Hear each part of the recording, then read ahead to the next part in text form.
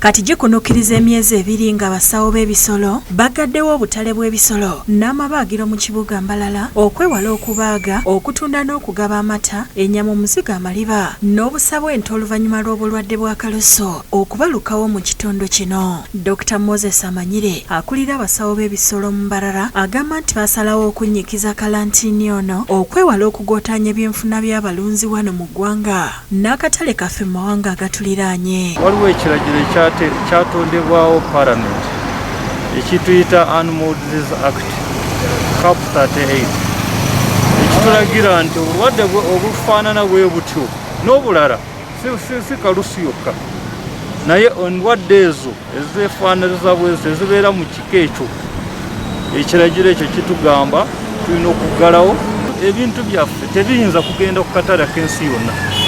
Ekyo tulina okukitegera. Agamba nti singa omuntu akwatibwa ng'abaaga okugula oba okutunda ennyama n'amata agulwako emisango era singa gimukka mu vvi asasula engassi oba okusibwa emyaka 2. Kiragiro ekyo abassa omusango ate avunaanyibwa mu mbuga z'amateeka ng'ofukosa ebiragiro nga bwe bigamba.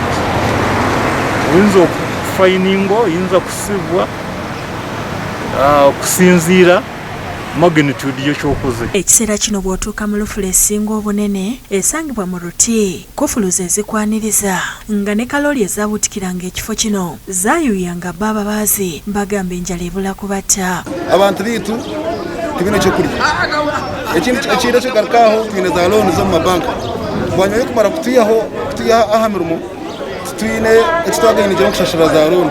Bakama baffe baatugala ate tebatubulira kigenda mu maaso, so tubadde tusaba bekikwatako batugule kuba tulina famire zetulabirira oyo tulina abakozi batukubira amasimu buli lunaku batusaba ekyokulya tusaba bekikwatako batuyambe batugulire tusobole okukola tunoonyeze famire yaffe kyenaalya. Umar Kalima ssentebe waabwe ategeezezza nti abasawo baabaggalawo mu ngeri gye bataategeera wadde okubannyonnyola nga baasooka kulowooza nti bulwadde bwa COVID-19 bwe bukiviiriddeko wabula bazze babiwulira mu ŋŋambo nti bulwadde bwa Kalusu bwe bwabaggazaawo. Baatuwana bbaluwa mu buwandiike kati naffe ne tutegeeza abantu be twali tukulira ne tubagamba nti wano baggaddewo n'abafumbi bonna ab'emmere naki bonna n'abantu bonna baali kuba wano waliwo abantu abakolerawo ku makya bajjawo nga bajja bawera ebisatu oba ebina.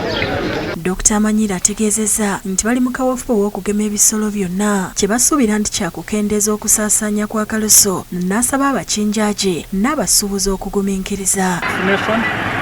Ate n'okugema ebitundu ebitanagemebwa we are still engaging high authorities kusobola okufuna more vaccine kusobola okuvacinatinga ente z'abantu. Gye buvuddeko minisita w'amagana retired Colonel Bright Ramirama yategeeza nga gavumenti bwe yassaawo ensimbi obuwumbi 10 okugula eddagala erigema ebisolo obulwadde bwa Kalusu okwetooloola eggwanga. Twatandise okukola factory etujjamu eddagala ly'okugema Kalusu ery'okugema enkwa ate n'omusujja gw'embizi. Damba Wesel yakusakidde ekkulire lino ku lwa Bukedde TV.